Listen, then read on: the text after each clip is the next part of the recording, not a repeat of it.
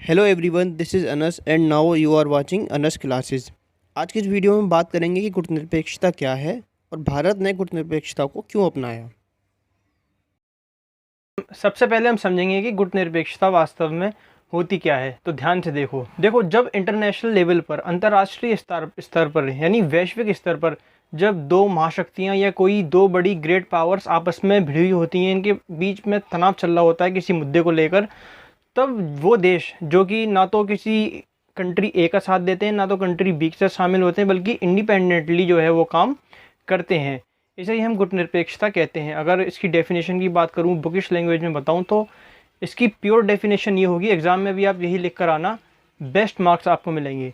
देखिए, गुटनिरपेक्षता उसे कहते हैं कि ये अंतर्राष्ट्रीय स्तर पर अपने प्रश्न के लिए या फिर अपने लाभ के लिए दूसरों से संबंधों को बनाए रखना, लेकिन किसी भी देश के सैन्य संगठन में सम्मिलित ना होना, यही गुटनिरपेक्षता कहलाता है।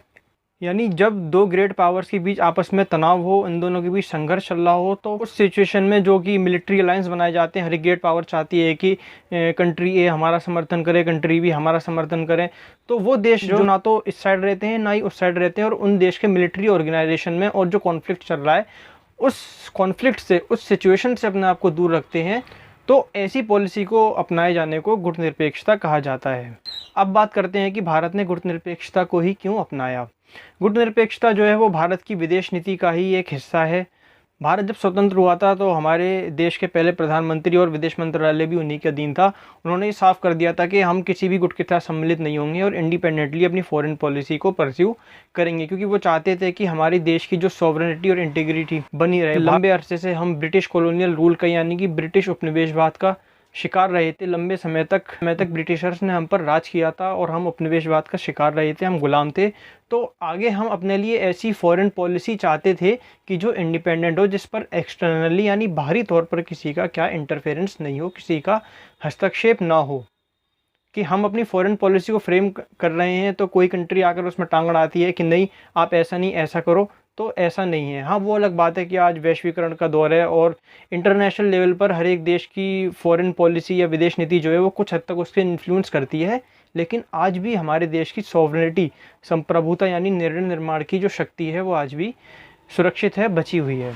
तो अपनी संप्रभुता या सॉवरेनिटी को बनाए रखने के लिए हमने गुटनिरपेक्षता की नीति को अपनाया, because India was a newly independent country on that time. और उस वक्त भारत भी, जो कि यूएसएसआर या फिर यूएसए में से किसी एक गुट में शामिल हो जाता, जिस मिलिट्री अलायंस को भी हम ज्वाइन करते, तो वो हमारी ज़मीन का प्रयोग वही देश मिलिट्री कैंप लगाने और हथियारों का उत्पादन करने के लिए करता। तो उस कंडीशन में इस बात की पूरी संभावना थी, पूरी प्रोबेबिलिटी थी कि हम दोबारा से जो है वो गुलाम हो सकते थे। अगर कॉलोनियलिज्म से भारत को दोबारा बचना था तो इस कंडीशन में गुटनिरपेक्षता की नीति ही बहुत ज़्यादा ज़रूरी थी। एम.एस. राजन 7 ऐसे कारण बताते हैं, जो कि स्क्रीन पर आप देख रहे हैं, कि भारत ने गुटनिरपेक्षता को क्यों अपनाया। वन बाय वन हम इन कारणों को समझते हैं।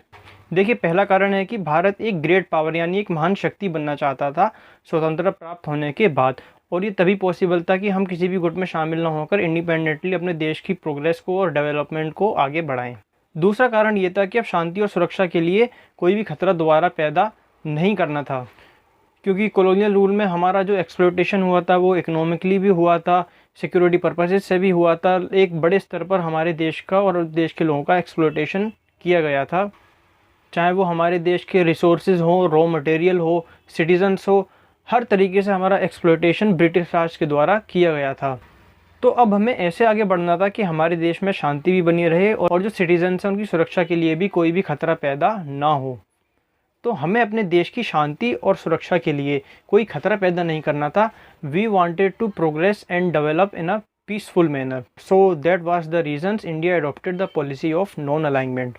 अगला जो कारण है वो है स्वतंत्र विदेश नीति का संचालन। जैसा कि इस पर पहले भी हमने बात की थी कि जब भी हम अपनी विदेश नीति को फ्रेम करें कि हमें कंट्री के साथ बेहतर संबंध बनाने हैं, किस कंट्री के साथ इंपोर्ट एक्सपोर्ट करना है, किस कंट्री के साथ रिलेशंस को बेटर करना है, ये हमारी अपनी ऑटोनॉमी होगी।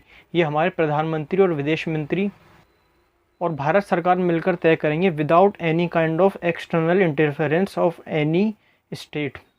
किसी भी बाहरी राज्य के बिना हस्तक्षेप के हमें स्वतंत्र रूप से इंडिपेंडेंटली अपनी फॉरेन पॉलिसी का संचालन करना था, हमें अपनी विदेश नीति स्वतंत्र होकर आज़ाद होकर बनानी थी। इसलिए हमने गुटनिरपेक्षता की नीति को अपनाया स्वतंत्रता के बाद, आज़ाद होने के बाद। अगला जो कारण है वो है कि अब नए प्रकार की दास्तां में शामिल नहीं होना, कि जैसे ब्रिटिशर्स यहाँ पर ट्रेड के लिए आए थे, ट्रेड करके कैसे कैसे उन्होंने सोशली इकोनॉमिकली जो है यहाँ पर कब्ज़ा करना चालू कर दिया और धीरे धीरे हमारे देश की स्वतंत्रता चली गई।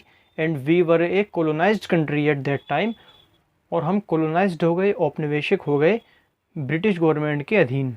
तो इस तरीके की किसी भी दास्तां में हमें शामिल नहीं होना था और अपनी स्वतंत्रता को हमें किसी भी तरह खतरा दोबारा पैदा नहीं करना था। इसलिए भारत ने गुटनिरपेक्षता की नीति को अपनाना बेहतर समझा। अगला रीज़न है कि भारत जो है साम्यवाद को नहीं अपनाना चाहता था, क्योंकि अगर हम रूस के खेमे में जाकर मिल जाते शीत युद्ध के दौर में, क्योंकि दोनों ही कंट्रीज़ के बीच काफ़ी ज़्यादा टेंशन्स थी, कभी भी वर्ल्ड लेवल पे जो है युद्ध भड़क सकता था शीत युद्ध के समय। तो साम्यवाद का प्रसार निरंतर जो कि यूएसएसआर की तरफ से चीन से होते हुए जो कि भारत की तरफ बढ़ रहा था, और अगर उस वक्त भी हमने अगर गुटनिरपेक्षता की नीति को ना अपनाते हुए तो उस साम्यवाद की वजह से हमें अपने देश की संप्रभुता के लिए खतरा पैदा हो सकता था, और उस साम्यवाद के स्प्रेड से हम बचना चाहते थे। इसलिए हमने गुटनिरपेक्षता की नीति को अपनाया। अगला जो रीज़न है वो ये है कि विश्व शांति और सुरक्षा बनाए रखने के लिए गुटनिरपेक्षता की नीति काफ़ी ज़्यादा सहायक है, काफ़ी ज़्यादा इम्पोर्टेंट है। क्योंकि जब भी हम गुटों में शामिल होते हैं, चाहे वो यूएस की तरफ से चाहे वो यूएस का बनाया हुआ नाटो हो या फिर यूएसएसआर का बनाया हुआ वार्सा पैक्ट हो, तो इन गुटों में शामिल होकर जो न्यूली इंडिपेंडेंट कंट्रीज़ होती हैं, छोटी कंट्रीज़ होती हैं, वो इन गुटों में शामिल हो जाती हैं।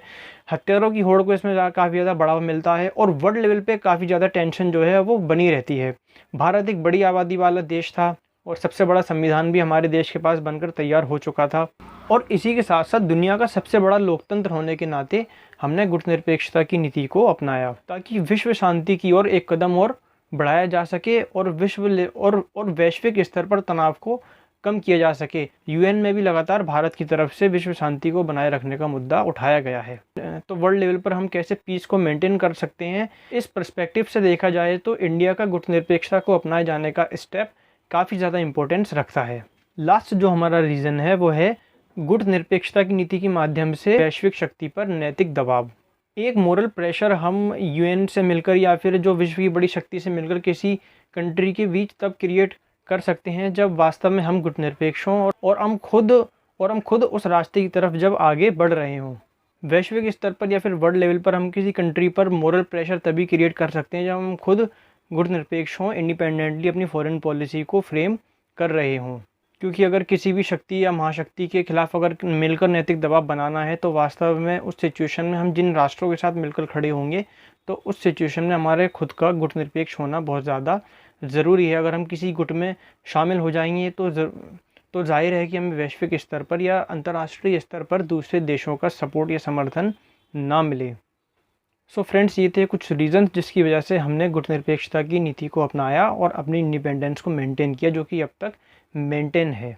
मिलते हैं आपसे किसी और वीडियो में। वीडियो को लाइक कीजिए, अपने फ्रेंड्स के साथ शेयर कीजिए और चैनल को सब्सक्राइब करने के साथ साथ साइड में उस बेल आइकन को भी प्रेस कर दीजिए, ताकि फ्यूचर में जब भी वीडियोस अपलोड हो उसके नोटिफिकेशंस तुरंत आपको अपने मोबाइल पर ही मिल जाएं और कोई भी वीडियो मिस ना हो पाए।